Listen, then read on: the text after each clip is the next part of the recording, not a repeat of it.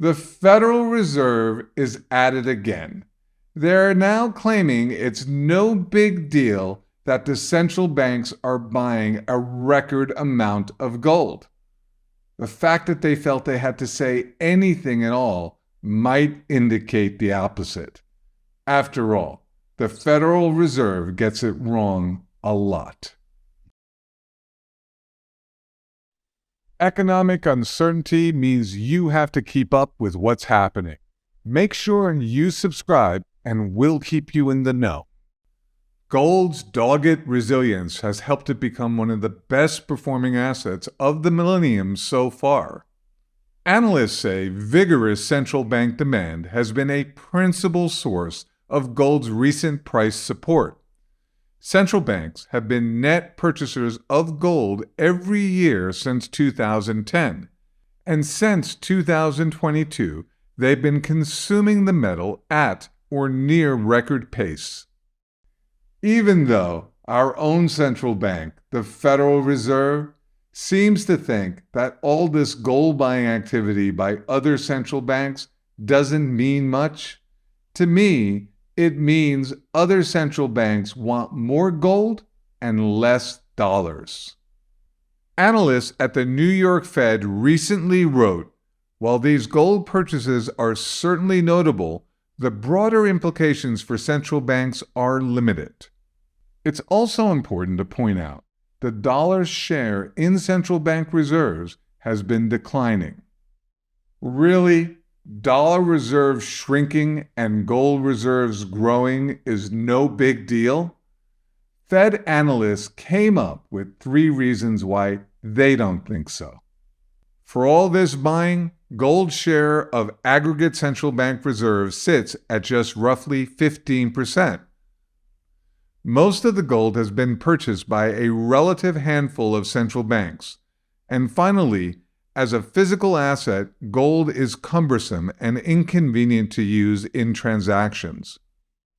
Right now, gold's share of the aggregate reserves does remain low.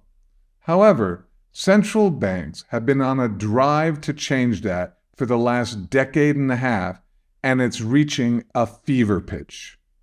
Numerous analysts, including those at State Street Global Advisors, see little reason to think the rate of central bank gold accumulation will slow anytime soon. The reasons driving central bank gold purchases to diversify their reserves, improve their balance sheets, and gain liquidity from an asset without credit risk likely won't change given today's increasing economic and geopolitical risks. Plus, emerging market central banks remain underallocated compared to their developed market peers. And in order to catch up to their counterparts in developed markets, they are going to have to keep buying. Currently, gold makes up roughly 70% of reserves at the Federal Reserve. The central banks of Germany, Italy, and France have roughly the same percentage of their reserves in gold. But for the People's Bank of China, which purchased more gold last year than any other central bank, gold represents just 5% of its reserves so far. Earlier this year, the head of research at the World Gold Council had this to say: "There is still a lot of potential from the central bank community. Foreign reserves are certainly not saturated with gold. There is more room to grow at a global level, partly because emerging market central banks generally hold a much smaller percentage of their reserves in gold."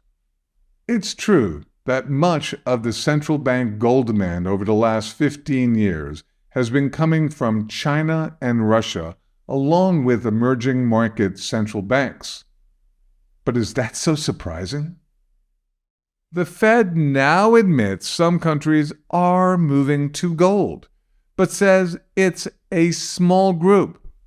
That small group represents 3 billion people. So, 37.5% of the world is moving away from dollars towards gold.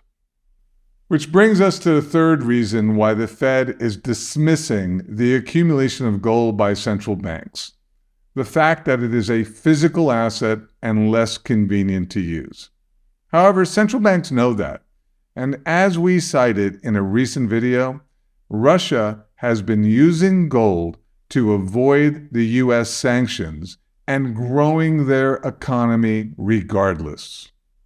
As State Street Global Advisors recently implied, for institutions and governments with long-time horizons, gold's unique characteristics, liquidity, historical role, lack of default risk, homogeneity, and ubiquity make it a natural option as a reserve asset and store of value.